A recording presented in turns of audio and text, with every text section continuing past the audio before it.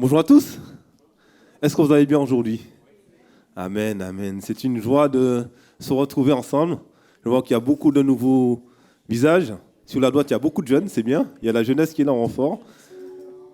Bienvenue à toi aussi qui nous regarde sur YouTube, sur le canal de l'Église. Sois le bienvenu, sans toi, chez toi, tout simplement. Amen. On va célébrer notre Dieu en cette journée.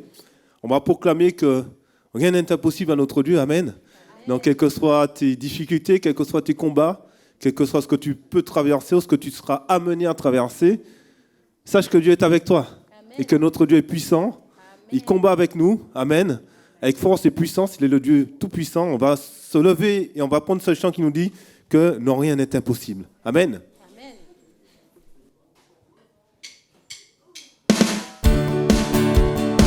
On peut taper les mains.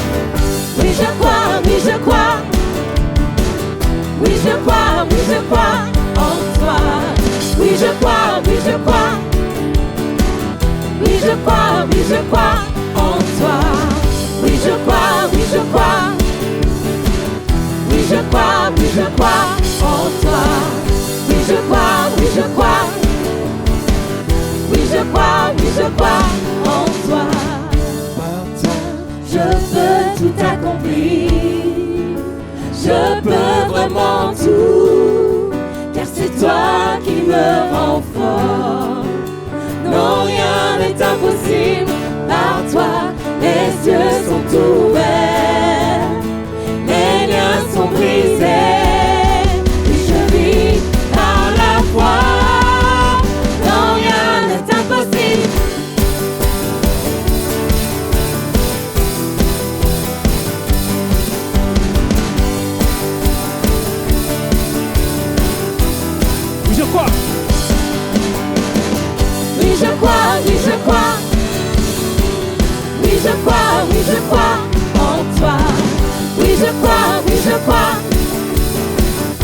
je crois en toi. Oui, je crois, oui, je crois. Oui, je crois en toi. Oui, je crois, oui, je crois. Oui, je crois en toi. Est-ce qu'on peut t'applaudir ce matin? Alléluia. Alléluia. Oui, je crois en toi. Amen. On va prendre ce chant qui nous dit Hosanna. Amen. Je vois le roi de gloire qui revient sur nous. Le Seigneur dit qu'il reviendra nous chercher. On va le proclamer ce matin. Amen. On va dire au Seigneur, oui, je crois que tu es parti et que tu reviendras bientôt nous chercher. Et quand on regarde des actualités, des événements, tout ce qui se passe, comme nous disent nos pasteurs, notre Seigneur est à la porte. Amen. On va le proclamer ce matin que Seigneur soit Hosanna dans mon cœur, soit Hosanna dans mes difficultés, dans ma vie. Et je crois en toi. Comme on l'a chanté, rien n'est impossible à Dieu. Je ne connais pas ta vie, je ne connais pas tes soucis, tes joies, tes peines, mais Dieu te connaît. Amen. Il sait par qui tu es, il t'a créé. Il sait ce que tu traverses, que tu sois jeune ou âgé, peu importe. C'est pas ça le plus important. Le plus important, c'est qu'il te connaît toi. Il connaît ton cœur et un plan pour ta vie. Et son plan, c'est que tu sois sauvé, toi et ta famille. Amen. Alors, on va proclamer ce matin, Hosanna.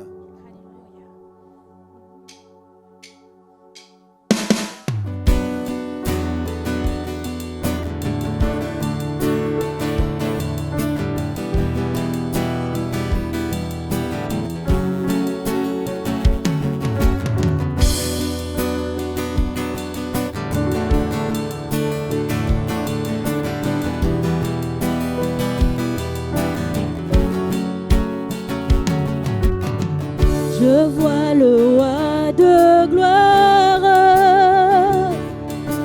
qui revient sur les nuées. Les nations tremblent, les nations tremblent.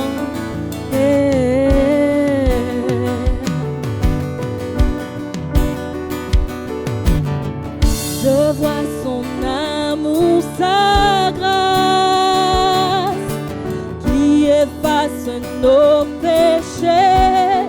Ton peuple chante, ton peuple chante. Hosanna, Hosanna, Hosanna, toi Seigneur. Hosanna, Hosanna, Hosanna, toi Seigneur. Je vois une génération. Je vois une génération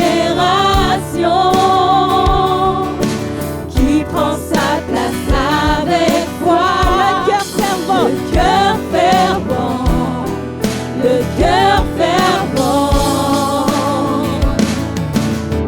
Je vois venir un réveil qui s'attise quand nous prions.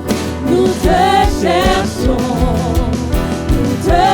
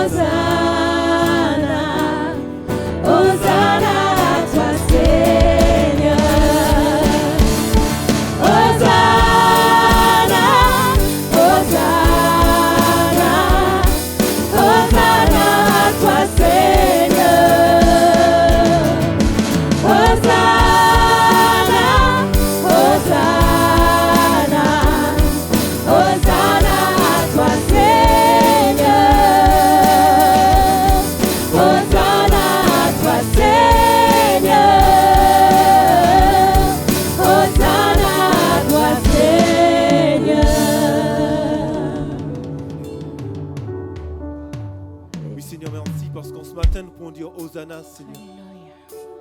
Alléluia. Hosanna à toi, Seigneur, qui a changé nos vies, Seigneur, qui a bouleversé nos vies, Seigneur. En ce matin, nous voulons te dire Hosanna, Seigneur. Oui, Seigneur, prends nos vies en ce matin, change nos vies, Seigneur. Prends nos pensées, change nos pensées, Seigneur. Prends nos soucis, Seigneur, change-les en joie, Seigneur. Prends nos maladies, change-les en guérison, Seigneur. Merci parce que tu es un Dieu qui est grand, Seigneur. Tu es un Dieu qui est puissant, Seigneur. La mort n'a pu te retenir, Seigneur. Rien ne t'est impossible, nous l'avons chanté, Seigneur. Rien ne t'est impossible, Seigneur. Tout pouvoir t'a été donné, Seigneur, dans le ciel et sur la terre, Seigneur. En ce matin, nous voulons t'honorer, Seigneur, par nos chants, Seigneur. Sois élevé dans nos vies, Seigneur. Alléluia. On va prendre ce chant qui nous dit que on a chanté rien n'est impossible, on a chanté je vois le roi de gloire qui revient sur une nuée. On va prendre ce chant qui nous dit que Dieu c'est le Dieu des miracles. Amen. La première phrase de ce chant nous dit que celui qui peut faire voir les aveugles, notre Dieu nous dit qu'il est le même hier, aujourd'hui, demain, éternellement. Et s'il a pu faire voir les aveugles hier, il peut les faire voir encore aujourd'hui. Entre guillemets, s'il a guéri hier, il peut encore guérir aujourd'hui. S'il a délivré hier, il peut encore délivrer aujourd'hui. Alors ce matin, on va confesser que notre Dieu, c'est le Dieu des miracles. Amen. Si tu veux un miracle dans ta vie aujourd'hui, décide aujourd'hui que Dieu agisse dans ta vie. Amen. Si tu ne connais pas Jésus aujourd'hui, appelle-le, il viendra à toi. Amen. Si tu veux voir de grandes choses dans la vie de ta famille, appelle le Dieu des miracles. Il désire que ça, il est là pour ça. Amen. Alors on va le confesser ce matin, on va dire oui Seigneur, je crois en toi. Tu vas penser à ce qui t'empêche d'avancer dans ta vie, ça peut être les finances, un travail, peu importe. Tu vas penser à ça et puis tu vas dire oui Seigneur, je crois qu'aujourd'hui, ça suffit. Je veux m'apercevoir aujourd'hui. Toi qui nous regardes aussi sur YouTube, tu peux le faire. Seigneur, je crois en toi parce que tu es le Dieu de miracles et tu vas agir maintenant pour ce problème. Amen. Tu vas le confesser quand tu as chanté et tu verras, Dieu agira. Amen.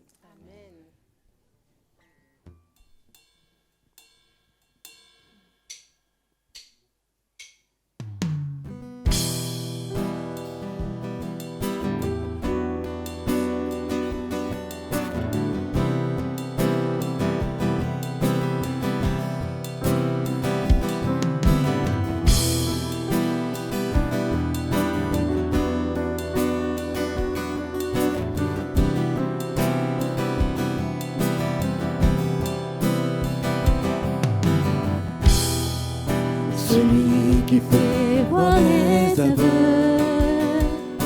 est présent ici devant moi, est présent ici devant moi.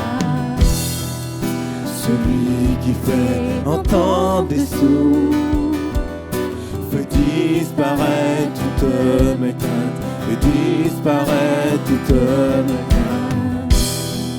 Oui, je crois en toi. Oui, je crois en toi, tu es le Dieu de miracles.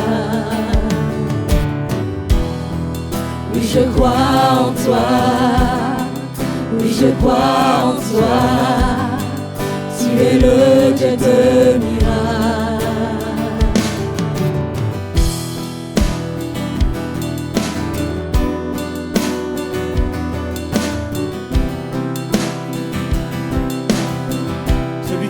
L'impossible dans ta vie. Celui qui peut faire l'impossible me rejoint pour me restaurer, me rejoint pour me restaurer. Celui qui a vaincu la mort, sa vie se répand dans mes rêves, sa vie se répand dans mes rêves. Oui, je crois en toi. Oui, je crois en toi, tu es le Dieu de miracles. Oui, je crois en toi, oui, je crois en toi, tu es le Dieu de miracles.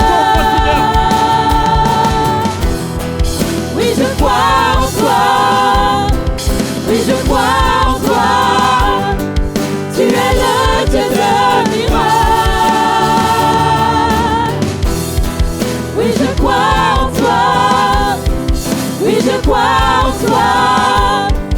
Tu es le Dieu de miracles.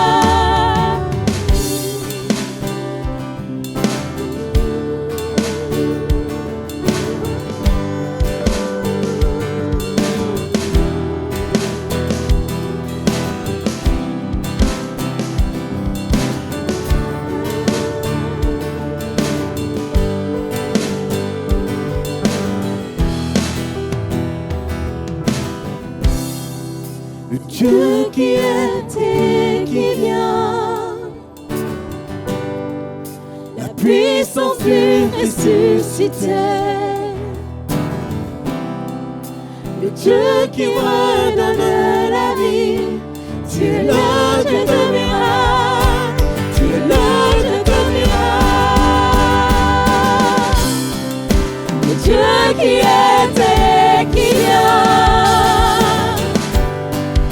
la puissance du ressuscité, le Dieu qui redonne la vie. Tu es le Dieu de miracles, tu es le Dieu de miracles. Oui, je crois en toi, oui, je crois en toi. Tu es le Dieu de miracles. Oui, je crois en toi, oui, je crois en toi. Tu es le Dieu de miracles. Oui, je crois en toi, oui, je crois en toi. Tu es le Dieu de miracles. Oui, je crois en toi, oui, je crois en toi. Tu es le Dieu de miracles. Oui, je crois en toi, oui, je crois en toi. Tu es le Dieu de miracles. Oui, je crois en toi, oui, je crois en toi. Tu es le Dieu de miracles. Oui, je crois en toi, oui, je crois en toi. Tu es le Dieu de miracles. Oui, je crois en toi, oui, je crois en toi. Tu es le Dieu de miracles. Oui, je crois en toi, oui, je crois en toi. Tu es le Dieu de miracles. Oui, je crois en toi, oui, je crois en toi. Tu es le Dieu de miracles. Oh oui Seigneur, nous croyons en toi. Nous croyons en toi, tu es le Dieu qui est venu Seigneur pour nous sauver. Oui, tu es venu à la croix. Tu as payé pour le péché du monde. Seigneur, nous sommes indignes Seigneur, mais tu nous as rendus parfaits. Merci Seigneur pour cette grâce. Merci Seigneur pour le pardon de nos péchés. Merci Seigneur parce que tu as fait de nous ton enfant. Tu nous as appelés par ton nom Seigneur. Merci parce qu'en toi nous avons une identité Seigneur. Merci Seigneur pour tout ce que tu fais, toutes les provisions que tu apportes dans nos vies. Seigneur, reçois nos louanges, reçois nos adorations ce matin sur tout ce que nous avons Seigneur. Merci Seigneur pour tout ce que tu es. Merci Dieu de victoire. Tu es majestueux Seigneur. Oui, merci mon Dieu, merci, alléluia. Alléluia. Je crois en toi. Oui, je crois en toi. Oui, je crois en toi. Tu es le Dieu de miracles. Oui, je crois en toi. Oui, je crois en toi. Ce matin. Tu es le Dieu de miracles. Oui, je crois en toi. Oui, je crois en toi. Tu es le Dieu de miracles. Juste avec le piano. Oui, je crois en toi. Oui, je crois en toi. Tu es le Dieu de miracles.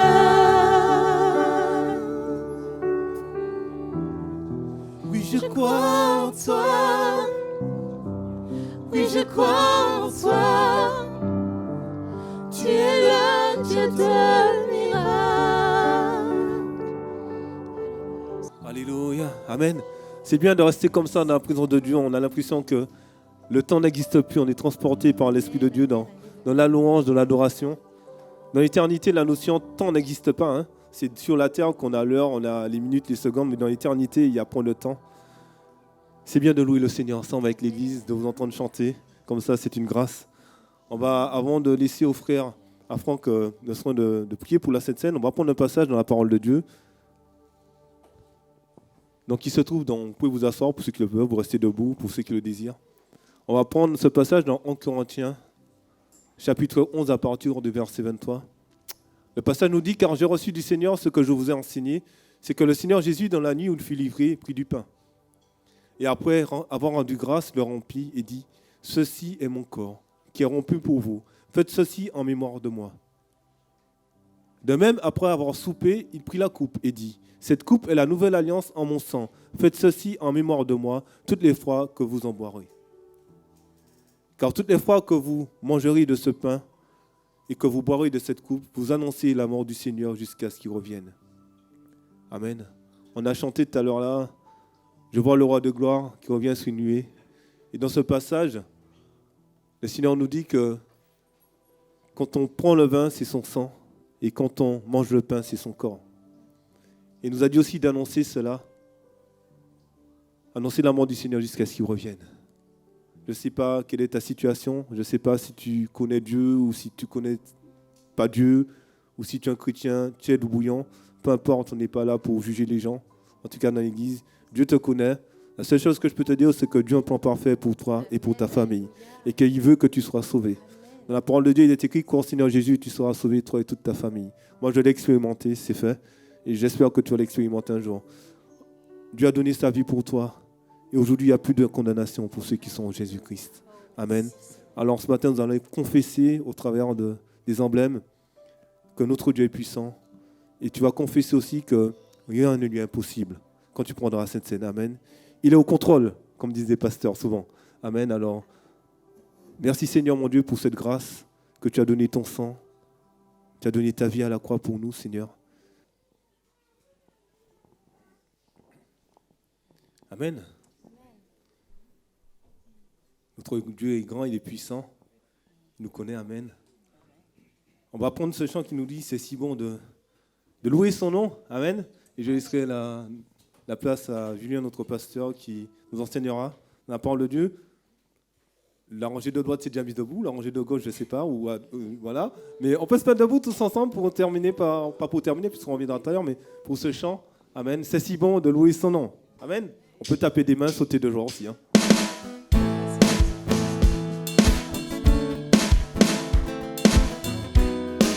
Ouais, il y a les offrandes aussi.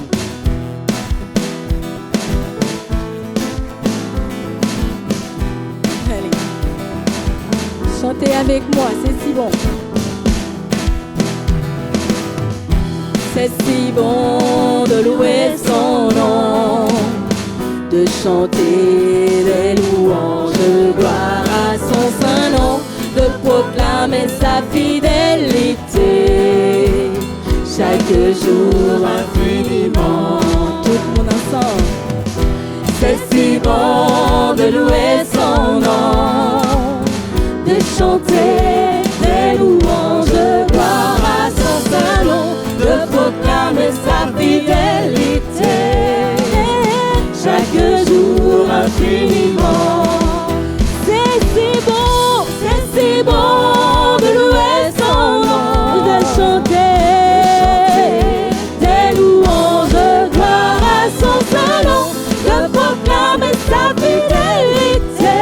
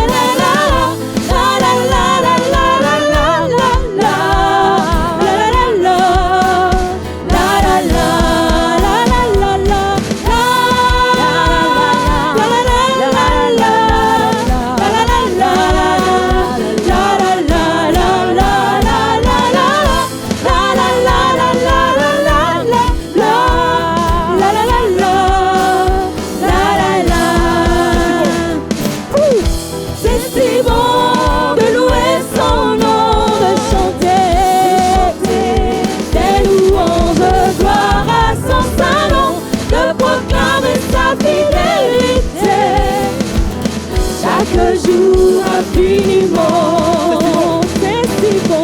C'est si bon de louer son nom, de chanter des louanges de gloire à son saint nom, de proclamer sa fidélité chaque jour infiniment. La la la la.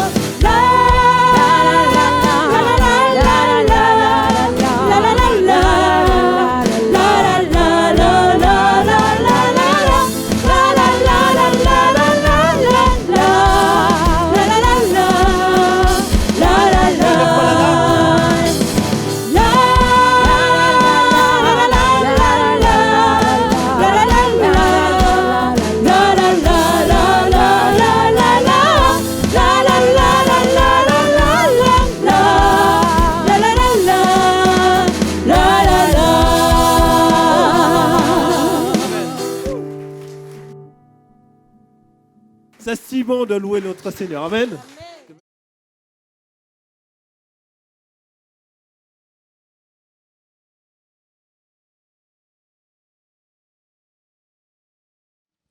Amen. Bonjour à toutes et à tous, soyez les bienvenus. Bonjour frères et sœurs, bonjour à toi également qui peut-être est là pour la première fois. Sois-toi libre au milieu de nous. Sache que si tu es là, ce n'est pas un hasard. C'est que Dieu a un plan pour ta vie. Amen. Bonjour également à ceux qui sont sur les réseaux, qui nous regardent. Là où tu es, le Seigneur peut te bénir. Et comme nous qui sommes ici, on fait ce détour, mais ce n'est pas notre corps qui doit bien être présent, mais c'est nos esprits. Que nous puissions plus que être attentifs, plus écouter, que nous soyons attentifs à ce qui va être dit. Aujourd'hui, frères et sœurs, je suis heureux, j'espère que vous aussi. Est-ce qu'on peut déjà commencer par se saluer les uns et les autres? Je pense qu'il est bon qu'on se salue. Je vois le frère qui recule parce qu'il me voit bouger. Je vais essayer de rester en place. Ah, désolé, hier j'étais avec la jeunesse et c'est pas la même rythmique, si je peux dire ça comme ça. Hein? On a eu la joie hier, on l'a chanté tout à l'heure. Peut-être que tu crois que Dieu ne fait pas des miracles. Eh ben moi, je peux te dire qu'hier, j'ai vu Dieu faire des miracles. On avait des jeunes qui avaient entre 12, 25 et même plus, avec tous les serviteurs de Dieu qui étaient là. Et on a vu des enfants qui ont donné leur cœur à Jésus. On a vu des enfants qui ont été délivrés physiquement de maladies, qui ont été délivrés intérieurement. On a vu des enfants qui ils ont donné leur cœur, ils ont été baptisés dans le Saint-Esprit. D'autres également qui cherchaient à comprendre ce qu'était le baptême dans le Saint-Esprit. Malheureusement, on ne peut pas le comprendre. Ils ont reçu ce don. Gloire à Dieu. Dieu agit encore aujourd'hui. Et ce matin encore, Dieu va agir. Donc je suis heureux parce que nous vivons des choses extraordinaires. Je vois des enfants, des jeunes, des ados touchés par Dieu, faire des choses dans leur vie. C'est extraordinaire. Et je suis heureux, bien entendu, comme vous le savez pour la plupart, parce que cet après-midi, il y a des baptêmes. Et j'ai 2 de mes ados qui se baptisent. C'est une grande joie. Et on a également la joie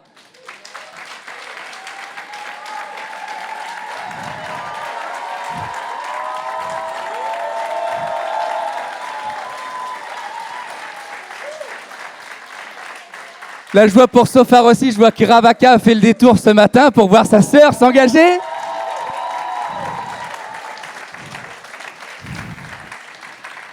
Quelle grâce, quelle grâce. Donc oui, nous sommes heureux. Heureux pour ces temps que nous vivons parce que le Seigneur est vivant, il est là. Ok ? Et plus heureux encore parce que je vais lire ce matin avec vous.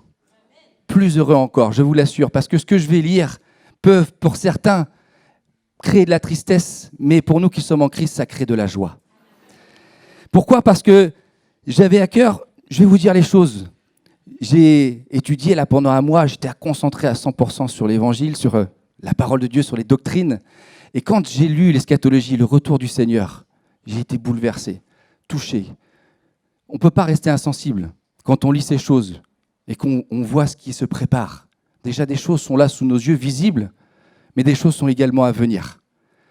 Et j'avais à cœur d'apporter la même chose que ce que Marcel a apporté finalement. Et quand j'ai discuté avec Gérard, il m'a dit « Attends, les vidéos sont arrivées, elles sont sur YouTube. » Je vous encourage d'aller les regarder, frères et sœurs. Vraiment. Il est intervenu du jeudi au dimanche. Peut-être certains n'ont pas eu l'occasion d'aller regarder et d'être présents le jeudi, le vendredi et le samedi. Ils étaient peut-être là que le dimanche. Écoutez ce que le frère a dit. Parce que c'est fidèle à l'écriture. Et aujourd'hui, on en parlera tout à l'heure, il y a tout vent de doctrines qui sont proclamées. Et là, on a un enseignement qui est digne d'être écouté. Donc ce matin, je vais en parler rapidement, juste parce que je pense qu'on a besoin de se rappeler certaines choses. On le sait, on est oublieux, on est dans notre nature charnelle, donc c'est bon de se rappeler certaines choses.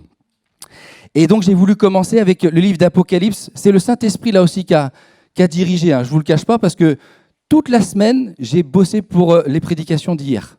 Et vendredi après-midi, j'avais rien. Je pensais prêcher sur l'eschatologie. Et puis, non, en fait, parce qu'il y avait déjà tout qui était dit. J'ai réécouté Marcel, je me dis, mais non, tout est dit. Et le Saint-Esprit a mis un message sur mon cœur vendredi. Et en une demi-journée, il m'a dirigé vers ces lectures. Et donc, j'ai voulu commencer à ce que le Seigneur adresse aux églises. Et puis, je me suis dit, non, je vais aller au verset 1 quand même. C'est bon de regarder ce qui se passe avant ou après. Et au verset 1, pourquoi je vous dis qu'il est heureux, que je suis heureux?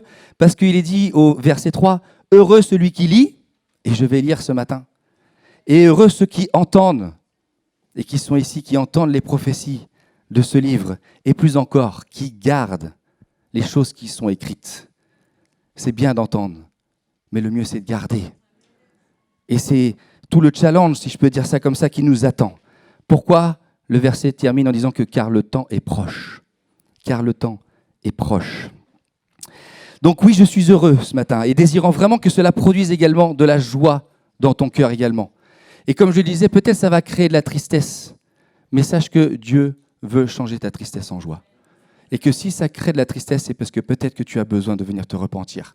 Peut-être qu'il y a des choses que le Saint-Esprit va mettre en lumière, et je le crois, et qui ne sont peut-être pas en règle, mais le Seigneur ne veut pas que ces choses ne soient pas en règle. Et il te donnera un rendez-vous ce matin encore. Amen. Donc je peux dire ce que l'Esprit peut dire et ce qu'il a dit, que celui qui a des oreilles entende, et que l'Esprit dit ce que l'Esprit dit aux églises, à celui qui vaincra, il dit, je donnerai à manger de l'arbre de la vie qui est dans le paradis, je n'aurai pas à souffrir de la deuxième mort, je donnerai de la manne cachée, et je lui donnerai un caillou blanc, c'est-à-dire le billet d'entrée pour aller au paradis. Je donnerai autorité sur les nations, il sera revêtu du vêtement blanc, son nom restera dans le livre de vie, et il sera confessé par Christ devant le Père et ses anges. Chacun de nos noms sera crié par Christ dans les cieux. Quelle gloire! Je ferai de lui une colonne dans le temple de mon Dieu et il n'en sortira plus. J'écrirai sur lui le nom de mon Dieu et je le ferai asseoir avec moi sur mon trône. Quand on entend ces choses, comment ne pas être heureux? Nous qui sommes en Christ, comment ne pas être heureux de ces choses? Donc ce que je vous propose, c'est de lire le livre de l'Apocalypse. Et peut-être, toi, tu es là ce matin et quand on dit Apocalypse, tu te dis c'est la fin du monde. Le livre de l'Apocalypse, ça veut dire révélation. C'est des révélations qui ont été données à l'apôtre Jean. Et ce livre est découpé en 3 parties. Les révélations qui sont faites à Jean, donc ce qu'a vu Jean, c'est la première partie. La deuxième partie, c'est ce qui est, donc c'est bien des choses qui sont aujourd'hui. Et la troisième partie, c'est ce qui doit arriver ensuite. D'accord? Commençons par lire. Apocalypse 2, je vais sauter quelques versets parce que la lecture va être peut-être un petit peu longue, mais il me paraissait important qu'on puisse tout lire, toutes les recommandations et toutes les louanges que le Seigneur a fait, et également les réprimandes qu'il a fait aux 7 églises. Apocalypse 2, verset 2. Je connais tes œuvres, ton travail et ta persévérance. Je sais que tu ne peux supporter les méchants, que tu as éprouvé ceux qui se disent apôtres et qui ne le sont pas, et que tu les as trouvés menteurs, que tu as eu de la persévérance, et que tu as souffert à cause de mon nom, et que tu ne t'es point lassé. Mais ce que j'ai contre toi, c'est que tu as abandonné ton premier amour. Souviens-toi donc d'où tu es tombé. Repens-toi et pratique tes premières œuvres. Sinon, je viendrai à toi et j'ôterai ton chandelier de sa place, à moins que tu ne te repentes. Tu as pourtant ceci, c'est que tu hais les œuvres des Nicolaïtes, œuvres que je hais aussi. Et on va passer ensuite au verset 9. Donc là, c'était des choses qui étaient adressées à l'église d'Éphèse, à l'église de Smyrne maintenant. Je connais ton affliction et ta pauvreté. bien que tu sois riche, et les calomnies de la part de ceux qui se disent juifs et ne le sont pas, mais qui sont une synagogue de Satan. Ne crains pas ce tu vas souffrir. Voici le diable jettera quelques-uns d'entre vous dans prison, afin que vous soyez éprouvés, et vous aurez une tribulation de 10 jours. Sois fidèle jusqu'à la mort, et je te donnerai la couronne de vie. On passe au verset 13, adressé à l'église de Pergame. Je sais où tu demeures, je sais que là est le trône de Satan. Tu retiens mon nom et tu n'as point renié ma foi, mais au jour d'Antipas, mon témoin fidèle, qui a été mis à mort chez vous, là où Satan a sa demeure, mais j'ai quelque chose contre toi. C'est que tu as là des gens attachés à la doctrine de Balaam, qui enseignait à Balak de mettre une pierre d'achoppement devant les fils d'Israël, pour qu'ils mangent des viandes sacrifiées aux idoles et qu'ils se livrent à la débauche. De même, toi aussi, tu as des gens attachés pareillement à la doctrine des Nicolaïtes. Repens-toi donc, sinon je viendrai à toi bientôt et je les combattrai avec l'épée de ma bouche. On va ensuite lire ce qui est adressé à l'église de Thyatire, au verset 19 du chapitre 2. « Je connais tes œuvres, ton amour et ta foi, ton fidèle service, ta constance et tes dernières œuvres qui sont plus nombreuses que les premières. Mais ce que j'ai contre toi, c'est que tu laisses la femme Jézabel, qui se dit prophétesse, enseigner et séduire mes serviteurs pour qu'ils se livrent à la débauche et qu'ils mangent des viandes sacrifiées aux idoles. Je lui ai donné du temps afin qu'elle se repente, et elle ne veut pas se repentir de sa débauche. Voici, je la fais jeter sur un lit, et envoyer une grande tribulation à ceux qui commettent l'adultère avec elle, à moins qu'ils ne se repentent de leurs œuvres. Je frapperai de mort ses enfants, et toutes les églises connaîtront que je suis celui qui sonde les reins et les cœurs, et je rendrai à chacun selon ses œuvres. À vous tous, les autres de Thyatire, qui ne reçoivent pas cette doctrine et qui n'ont pas connu les profondeurs de Satan, comme il les appelle, je vous dis, je ne mets pas sur vous d'autres fardeaux, seulement ce que vous avez, retenez-le. Retenez-le jusqu'à ce que je vienne. » Chapitre 3, verset 1, à l'église de Sardes, et on va commencer à « Je sais ». « Je sais que tu passes pour être vivant, et tu es mort. Sois vigilant et affermis le reste qui est près de mourir, car je n'ai pas trouvé tes œuvres parfaites devant mon Dieu. Rappelle-toi donc comment tu as reçu et entendu la parole. Garde-la et repens-toi. Si tu ne veilles pas, je viendrai comme un voleur et tu ne sauras pas à quelle heure je viendrai te surprendre. Cependant, tu as à Sardes quelques hommes qui n'ont point souillé leurs vêtements. Ils marchent avec moi en vêtements blancs parce qu'ils en sont dignes. » Verset 8, à l'église de Philadelphie. « Je connais tes œuvres, voici, parce que tu as eu peu de puissance, tu as gardé ma parole et que tu ne m'as pas renié, que tu n'as pas renié mon nom. J'ai mis devant toi une porte ouverte que personne ne peut fermer. Voici, je te donne quelques-uns de ceux de la synagogue de Satan qui se disent juifs et qui ne le sont pas, mais qui mentent. Voici, je les ferai venir se prosterner à tes pieds et reconnaître que je t'ai aimé, parce que tu as gardé la parole de la persévérance en moi. Je te garderai aussi à l'heure de la tentation qui va venir sur le monde entier pour éprouver les habitants de la terre. Je viens bientôt. Je viens bientôt. Retiens ce que tu as, afin que personne ne prenne ta couronne. » Et à l'église de Laodicée, pour terminer, chapitre 3, verset 15, « Je connais tes œuvres. Je sais que tu n'es ni froid ni bouillant. Puisque tu es froid, ni froid ou bouillant, ainsi, parce que tu es tiède et que tu n'es ni froid ni bouillant, je te vomirai de ma bouche. Parce que tu dis, je suis riche, je me suis enrichi et je n'ai besoin de rien. Et parce que je ne sais pas et que tu es malheureux, misérable, pauvre et aveugle et nu. Je te conseille d'acheter de moi de l'or éprouvé par le feu, afin que tu deviennes riche, et des vêtements blancs, afin que tu sois vêtu, et que la honte de ta nudité ne paraisse point, et un collier pour oindre tes yeux, afin que tu vois. Moi, je reprends et je châtie ce que j'aime. Aie donc du zèle et repens-toi. Voici, je me tiens à la porte et je frappe. Si quelqu'un entend ma voix et ouvre la porte, j'entrerai chez lui, je souperai avec lui, et lui avec moi. Amen. Amen. Des longues lectures, je vous encourage à revenir sur ces lectures, mais également, je le redis, à revenir sur l'enseignement que Marcel est venu nous donner. Toutes les vidéos sont sur notre chaîne YouTube. Il est vraiment important de vraiment saisir ce qui est en train d'arriver et ce qui va se passer. Vous savez pourquoi? Parce que je vais vous poser la question. Quelle est la première chose qui doit venir là, bientôt? Quand on parle du retour de Jésus, quand on parle de la fin, qu'est-ce qui va se passer en premier?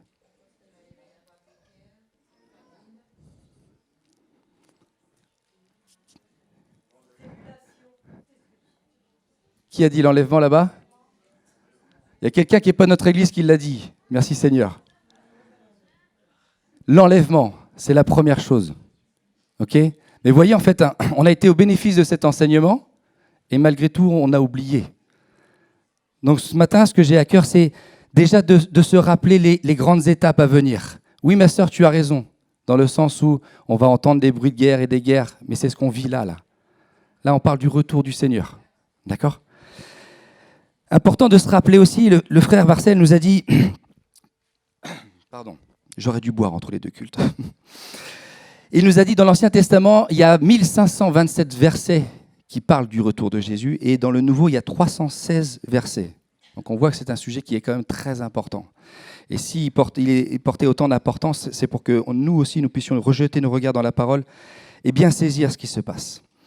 Et on a la chance on le sait, c'est écrit en Amos, que le Seigneur ne fait rien sans avoir prévenu ses enfants. D'accord? Donc pas d'inquiétude. Et la joie, et encore, pourquoi je suis heureux? Parce que oui, l'Église sera enlevée premièrement. Quand on dit l'Église, pour peut-être ceux qui sont là ce matin, qui viennent pour la première fois, l'Église, ce n'est pas le bâtiment de pierre que vous avez là.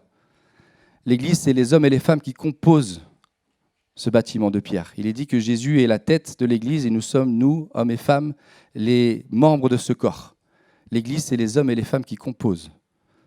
D'accord? Et c'est les hommes et les femmes qui ont donné leur cœur à Christ. Les hommes et les femmes qui sont nés de nouveau, qui s'engagent à suivre le Seigneur. Ce n'est pas ceux et celles qui ont accepté Jésus comme sauveur uniquement, mais c'est ceux et celles qui l'acceptent comme Seigneur de leur vie.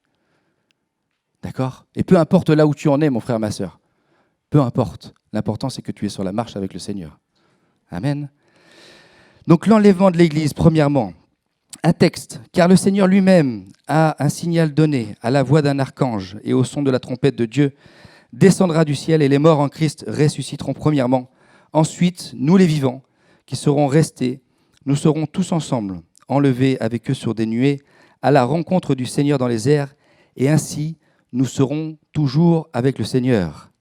Et ça nous est écrit dans le livre de 1 Thessaloniciens au chapitre 4, versets 16 à 17.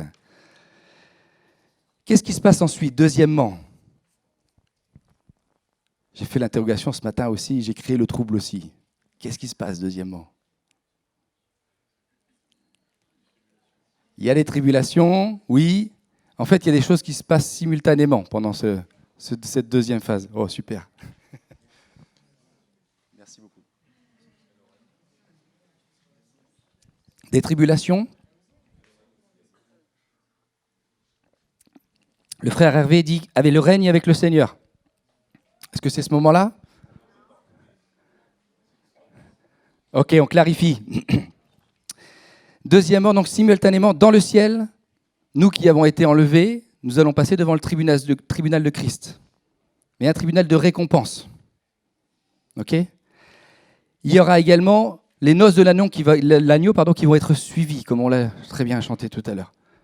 On va être unis avec Dieu. Et parallèlement, sur la terre, nous allons avoir la venue de l'Antéchrist et pendant une période, comme tu l'as évoqué, de tribulation. Les textes qui sont en lien, 1 Corinthiens pour le tribunal de Christ, l'œuvre de chacun sera manifestée car le jour le fera connaître. Parce qu'elle se révélera dans le feu et le feu éprouvera ce qu'est l'œuvre de chacun. Là aussi, je vais passer par le feu. Ce qui est mauvais va rester et je serai récompensé des œuvres qui auront été faites sur des choses précieuses, comme il est écrit dans la parole. Les noces de l'agneau. Car le Seigneur notre Dieu Tout-Puissant est entré dans son règne, réjouissons-nous et soyons dans l'allégresse et donnons-lui gloire, car les noces de l'agneau sont venues et son épouse s'est préparée. Et ça, c'est écrit en Apocalypse.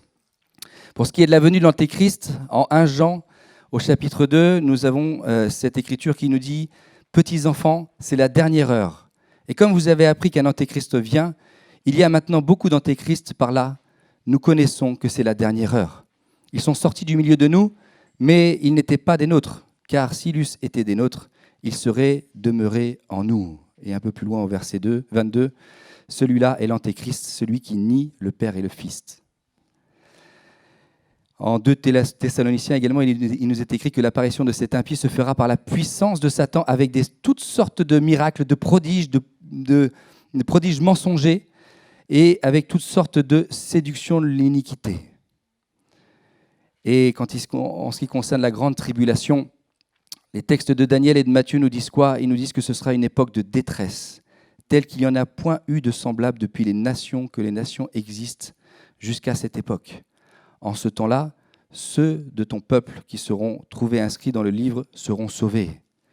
Et Jésus nous le dit également, car alors la détresse sera si grande qu'il n'y en ait plus eu de pareil depuis le commencement du monde jusqu'à présent et qu'il n'y en aura jamais. Quand on médite ces versets, cherchez dans votre esprit la pire atrocité que vous avez pu entendre. La guerre, la Deuxième Guerre mondiale, ce qui a été fait aux Juifs, peut-être, j'en sais rien. Eh bien, même ça, à côté, c'est rien par rapport à ce qui va se passer.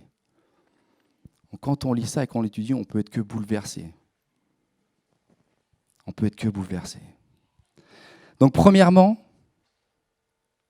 l'Église sera enlevée. Deuxièmement, le tribunal de Christ, les noces de l'agneau, la venue de l'Antéchrist en parallèle sur la terre et les grandes tribulations. Troisièmement, le retour en gloire de Jésus et Satan qui va être lié pendant 1000 ans.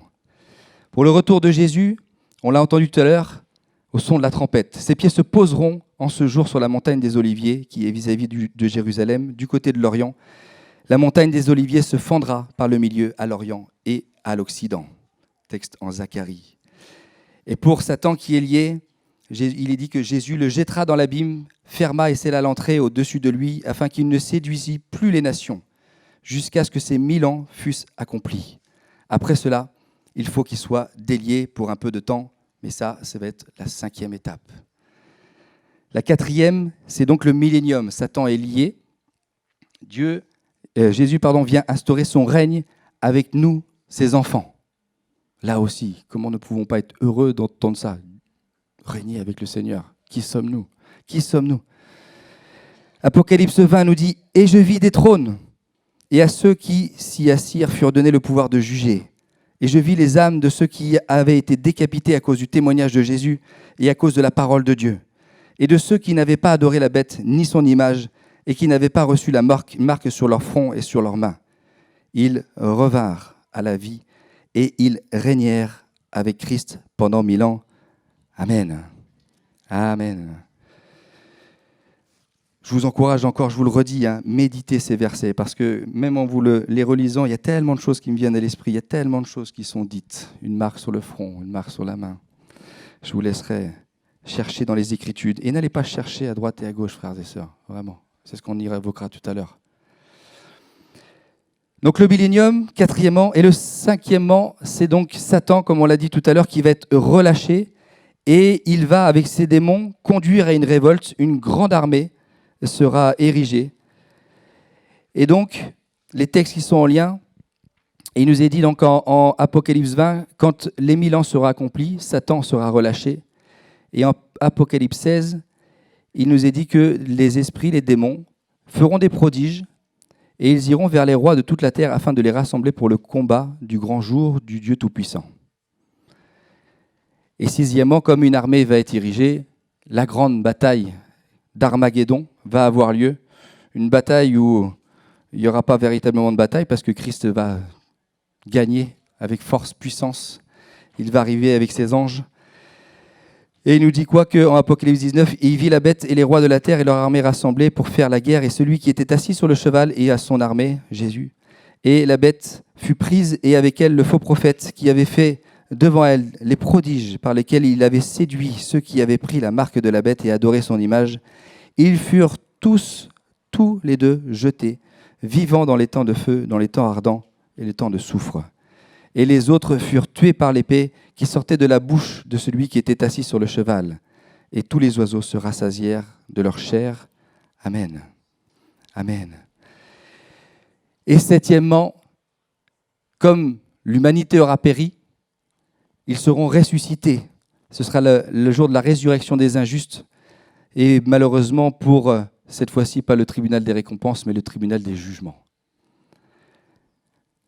Ceux qui auront fait le bien ressusciteront pour la vie, mais ceux qui auront fait le mal ressusciteront pour le jugement. Donc quand on médite ces choses, frères et sœurs, on se dit ça va être terrible. Et qu'est-ce que je fais, moi, dans ma génération, pour aller chercher mon frère, mon ami, mon mari, mon épouse, mes amis, mes voisins? Ça doit générer deux choses en nous, ça. Me poser la propre question, c'est est-ce que je suis sur la bonne voie? Et ça devrait me pousser à aller, parce que ces jours vont être terribles. Ces jours vont être terribles. Et donc ça, comme je vous l'évoquais tout à l'heure, c'est ce qui doit arriver. D'accord? Ce qui doit arriver. Donc c'est la troisième partie du livre de l'Apocalypse.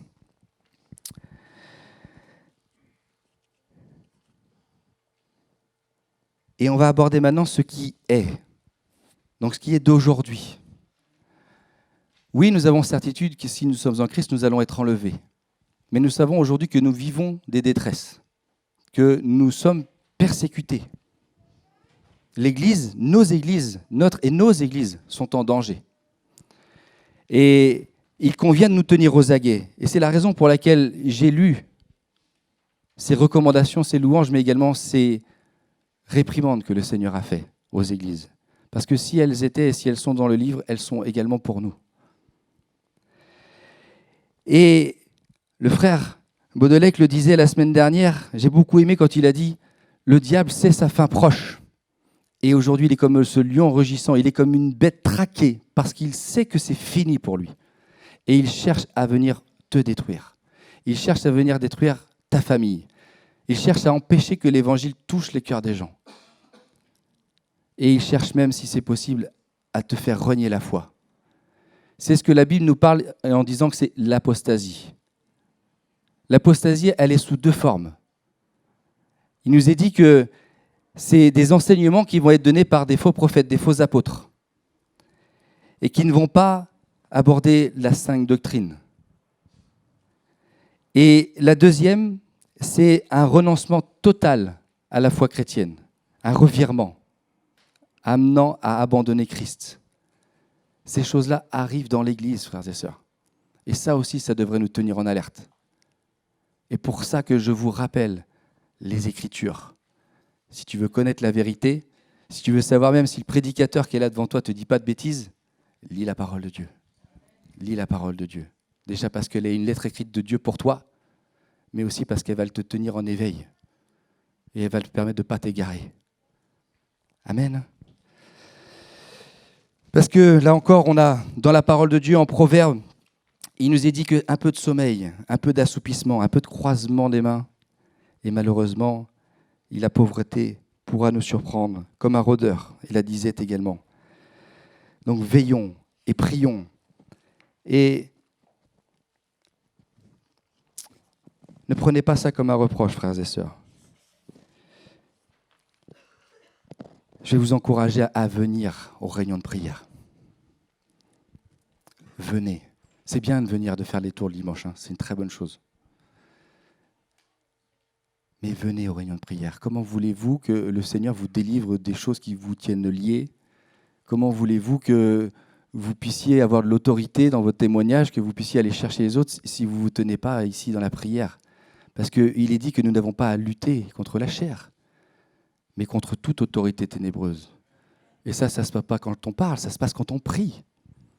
Et quand l'Église est unie et qu'elle avance d'un même cœur et d'un même esprit, on a la certitude de pouvoir remporter le combat.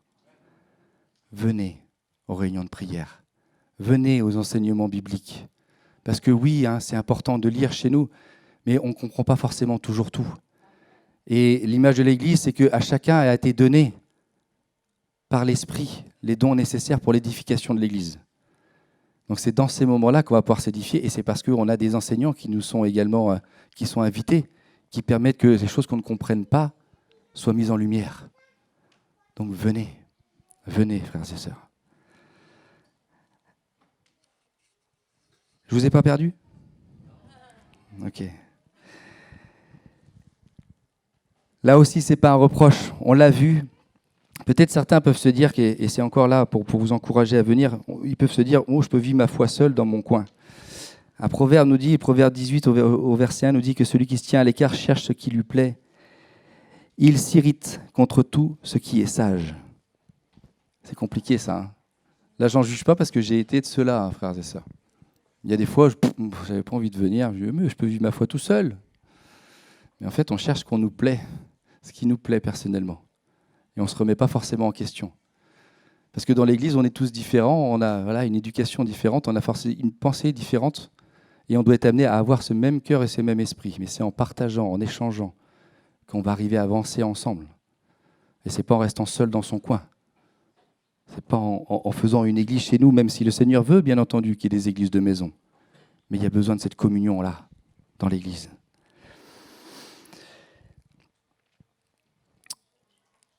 Un texte pour bien comprendre que l'Église d'aujourd'hui est attaquée et est en difficulté. 2 Thessaloniciens, chapitre 2.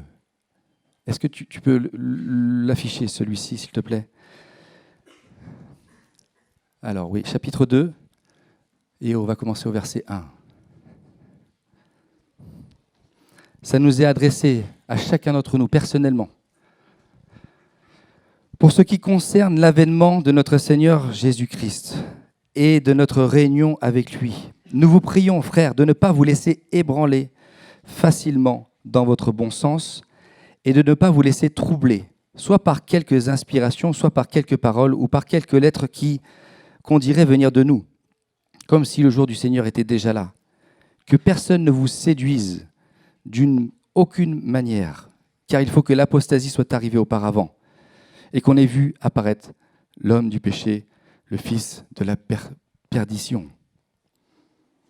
Donc toutes ces choses, ne nous étonnons pas, elles doivent arriver, ça nous est dit, mais que le Seigneur nous en garde, et que surtout le Seigneur nous garde attentifs à ne pas nous laisser séduire. Parce que le diable, là encore, c'est une parole, il cherche à venir attirer à lui même les élus de Dieu. C'est possible ça ? Non, parce qu'il y a une virgule et qu'il est dit « s'il était possible ». Donc si tu te tiens dans la présence de Dieu, si tu restes caché en Jésus, le diable ne peut pas te toucher, mon frère, ma sœur. Il ne peut pas te toucher, il n'a pas de pouvoir sur toi. Aucun pouvoir sur toi. Même si tu pèches. La Bible nous dit que tous ont péché et sont privés de la glorieuse présence de Dieu. Mais le péché n'a plus de pouvoir sur notre vie. Parce que quand je pêche, je passe à la croix. Quand je pêche, j'humilie mon cœur devant Dieu. Et je ne laisse pas ce péché venir prendre racine en moi. Et puis j'aime beaucoup, je vous l'ai déjà dit, je l'ai fait hier avec les jeunes, mais cette image, Olivier faisait ça aussi. Quand je pêche, le diable se présente devant Dieu en disant « mais tu ne peux pas bénir Hervé, tu ne peux pas bénir Gérard, tu ne peux pas bénir Julien, c'est pas possible, tu as vu ce qu'il a fait ?» Mais celui qui a mis sa vie en Christ, celui qui s'est repenti, Jésus se lève parce qu'il est cet avocat et il vient se placer entre moi, entre Hervé, entre n'importe qui a péché et entre Dieu, et il dit « Satan, tu ne peux rien contre elle parce que j'ai payé le prix, j'ai les trous dans mes mains qui le prouvent, j'ai les trous dans mes pieds, dans mon côté. Tu ne peux rien. Tu ne peux rien. » Et ça, c'est une grâce. Ce n'est pas quelque chose qui est mérité. C'est tout simplement la foi en Jésus qui peut faire ça. Quand je me suis converti, vous savez, je n'étais pas l'homme que je suis aujourd'hui. Je le disais avec force, quand j'étais dans une position de péché, je disais « Dégage, Satan, dégage !» Non, je suis le temple de Dieu. Je suis devenu fils de Dieu. Si tu es en doute, il faut que tu proclames ces choses sur ta vie. Il faut que tu le proclames parce que c'est une réalité. Tu n'es pas parfait et tu ne seras pas parfait ou parfaite.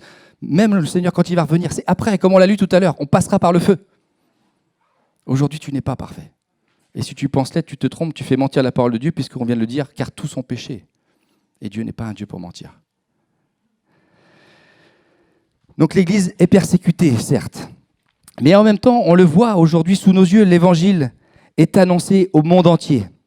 Malgré qu'on est malmené, malgré qu'on est persécuté, ça génère l'inverse, c'est que l'Évangile et la bonne nouvelle de l'Évangile du royaume de Dieu est prêchée dans le monde entier. Et pourquoi ?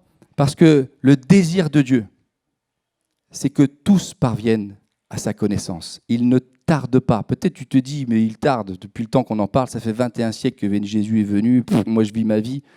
Mais non, le Seigneur, s'il tarde, c'est parce qu'en fait, il use de patience, comme il écrit pour vous, pour moi, pour toi, mais également pour toi qui ne le connais pas aujourd'hui ce matin.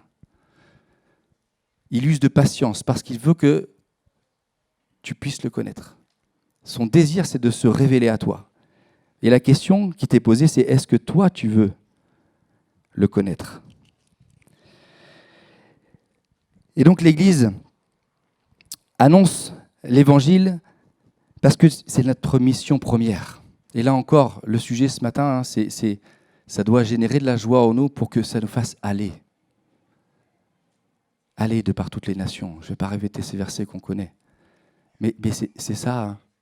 Il n'y a pas d'autre mission. Si je suis là, si nous sommes là, c'est pour aller chercher les hommes, les femmes, les amis, tous ceux et celles, nos familles qui sont là autour de nous. Il n'y a pas d'autre mission. Sinon, le Seigneur serait déjà revenu. On ne sert à rien, finalement. Excusez-moi de vous dire ça, mais c'est vrai. D'aller bosser, pourquoi ? Avoir du confort, manger chaque jour, alors que j'ai l'éternité qui m'attend. Amen. Et puis peut-être que ça peut t'inquiéter, ces choses. On a lu des choses, mais alors ça va arriver avant, à l'enlèvement, hein, où l'Église va être persécutée, où certains seront tués, sont jetés en prison. On vivra des tribulations pendant 10 jours, il écrit, on va le redire tout à l'heure. Et ça peut t'inquiéter, mais j'aimerais te dire que ce n'est pas la première mort qui importe. Le Seigneur dit, tu n'as pas à craindre ceux qui tuent le corps, mais à celui qui jette dans la géhenne. C'est la deuxième mort. D'accord ? C'est ça le plus important. Ne craignez donc pas ceux qui tuent le corps, qui peuvent tuer l'âme, mais craignez plutôt celui qui peut faire périr l'âme et le corps dans la géhenne. Matthieu 10, 28. Et puis peut-être tu te dis, je ne suis pas digne, peut-être que là tu te dis, si le Seigneur vient bientôt, je ne sais pas s'il m'emmène ou pas, mais si tu as donné ton cœur au Seigneur, tu peux être assuré. Et tout comme Paul le disait, tu peux te le dire, si je suis persuadé que celui qui a commencé en toi, approprie-le-toi, Paul dit vous bien entendu, que celui qui a commencé en toi cette bonne œuvre la rendra parfaite pour le jour de Jésus-Christ. Ce n'est pas toi, par tes œuvres, c'est lui en toi.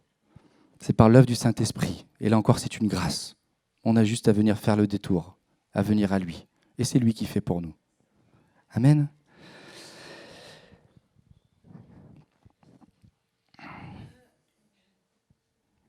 Le temps file. Je vais continuer un petit peu, oui. Donc on a lu, pour en revenir à nos textes, les différentes recommandations, les louanges, mais les également ce que le Seigneur reproche aux églises. Et ça aussi, ça doit être pour nous un sujet de réflexion. Où est-ce que j'en suis ? Si on refait une synthèse de cette église, à l'église d'Éphèse, il est dit qu'elle œuvre, elle travaille, elle persévère. Elle ne supporte pas le méchant, elle a identifié les faux, les menteurs, elle souffre à cause de Christ et elle ne l'a pas abandonné. Tout va bien. Elle est à l'œuvre, tout va bien. Sauf que le Seigneur fait quand même un reproche. Il lui dit, tu as abandonné ton premier amour. J'aimerais pour ceux et celles qui ne connaissent pas les commandements, le premier c'est aime ton Dieu de tout ton cœur, de toute ta pensée et de toute ton âme. Et le deuxième c'est aime ton prochain comme toi-même. Peut-être tu te dis j'aime mon prochain comme moi-même, ça c'est pas un souci. Mais tu dois aimer Dieu de tout ton cœur, ta pensée, toute ton âme.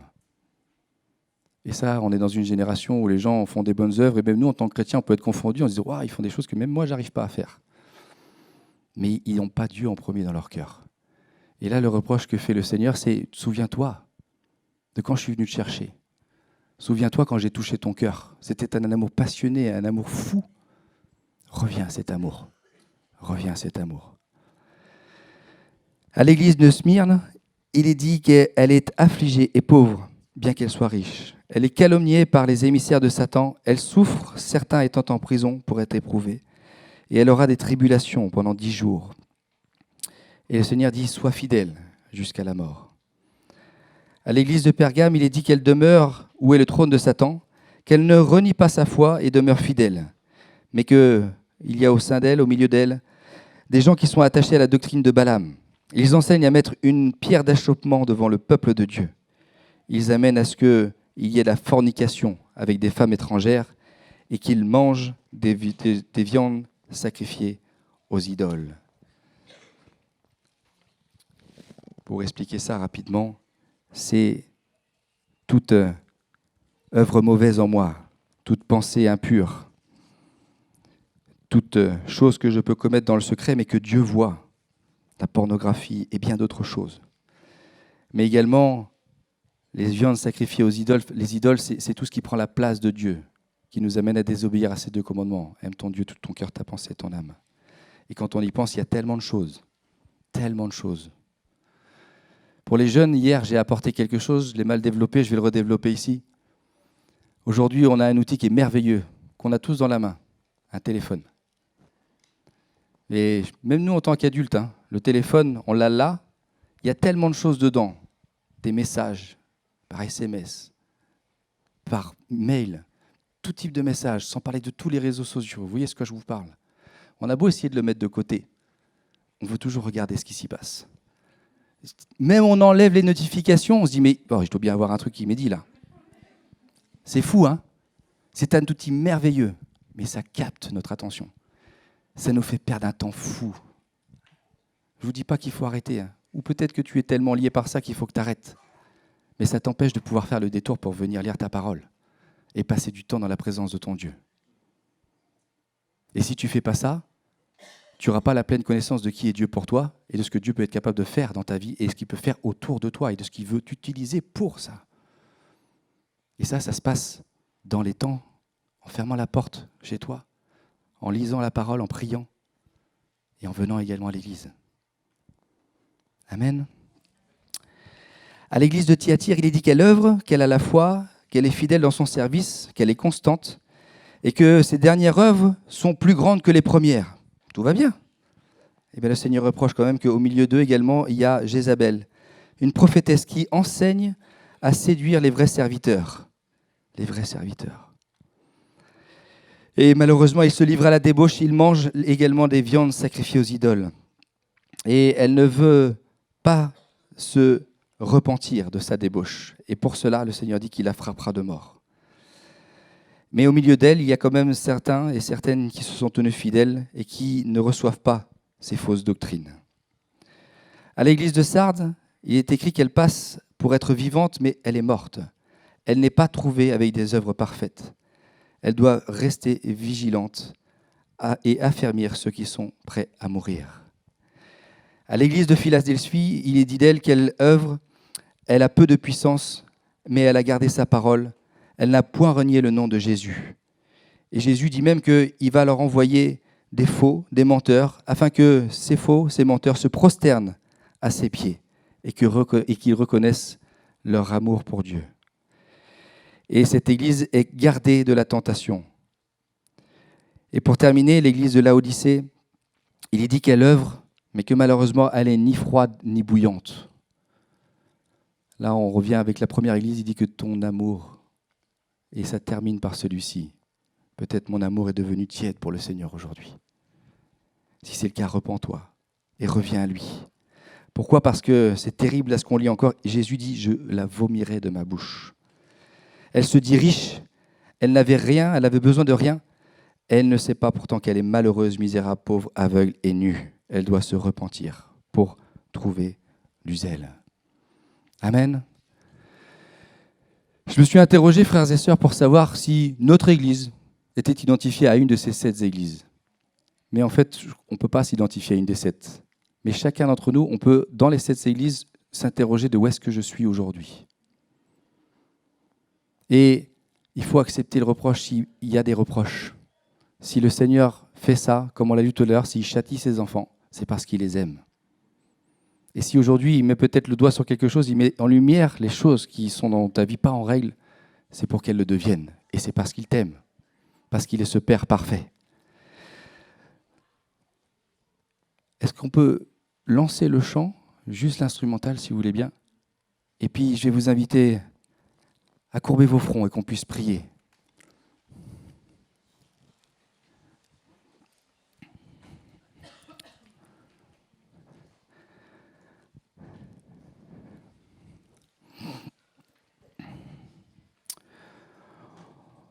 On a parlé des choses qui sont des révélations, des choses qui sont et des choses qui sont à venir.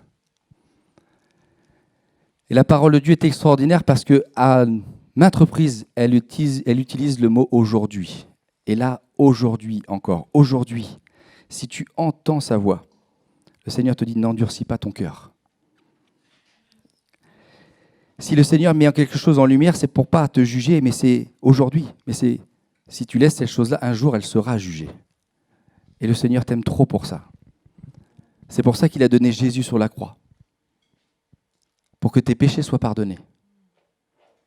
C'est pour que le jour où tu passeras en jugement, il n'y ait rien contre toi. Courbez vos fronts, fermez les yeux. Le Seigneur dit aussi que celui qui revient à moi de tout cœur, avec des jeûnes, des larmes, des pleurs, des lamentations, le Seigneur le restaurera. Quand on regarde les textes de l'Ancien Testament, on se dit, ce peuple, ce qu'il a fait, c'est juste horrible. Et pourtant, Dieu n'a eu de cesse que de lui dire, reviens à moi. Reviens à moi. Tu t'es certainement égaré, le monde autour de toi t'a trompé. Tu penses que dans ce monde, tu vas pouvoir obtenir des richesses. Mais tout ce que tu pourras acquérir par ta main, toutes ces choses matérielles vont périr. Et ce n'est pas ces richesses-là qui vont rester dans le ciel. Et donc aujourd'hui, le Seigneur te place, te donne un rendez-vous. Il te dit, viens à moi ou reviens à moi. Le Saint-Esprit, je suis convaincu, a mis en lumière des choses. Et je vais prier pour toi, mon frère, ma soeur, mon ami qui est là.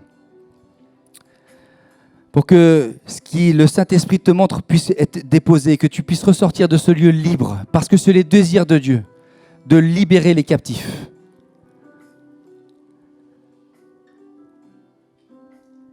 Seigneur, nous te bénissons pour ta parole. Seigneur, merci parce que nous avons trouvé grâce à tes yeux. Merci parce que j'étais perdu, nous étions perdus. Nous étions dans la boue de notre péché, au fond du trou. Mais tu as envoyé ta corde, ta miséricorde pour venir nous sortir de ce trou. Parce que ton amour est fou pour nous, est tellement grand. Toi qui as créé l'univers et tout ce qu'il contient, la terre et tout ce qu'il contient, qui nous a créés, tu es venu sur terre te faire homme, venir dans un corps d'enfant, plein d'humilité, plein de grâce. Et tu aurais pu venir instaurer ton règne avec autorité et avec force, mais tu as décidé de venir plutôt donner ta vie pour que nous puissions être sauvés et être avec toi pour l'éternité. Et merci parce que ce matin, tu fixes un rendez-vous pour tous ceux et celles qui sont là. Et tu dis, viens, viens. Et tu n'attends de cesse, tu te dis, Seigneur, est-ce qu'il va répondre, me voici. Seigneur, je te prie pour mon frère, ma sœur qui s'est peut-être égaré loin de toi, Seigneur. Merci de le ramener à toi, ô éternel Dieu. Merci de donner le vouloir et le faire, Seigneur. De pouvoir se plonger les regards dans ta parole. De passer ces temps, de faire le détour pour passer ces temps à prier, à te parler dans le secret. Merci de bénir celles et ceux qui sont là pour la première fois. Merci parce que tu les connaissais même avant la création du monde. Tu les connaissais avant qu'ils naissent. Et si tu les as placés là, Seigneur, c'est parce que tu les aimes. Merci parce que ta parole, Seigneur, a placé des choses en eux, Seigneur. Elle est cette graine. Je te prie, Père, au nom de Jésus, que ton esprit fasse lever maintenant. Au nom de Jésus. Que toute la louange, la gloire te revienne. Merci, Jésus. Merci, Jésus. Gloire à toi, Seigneur. Gloire à toi, Jésus.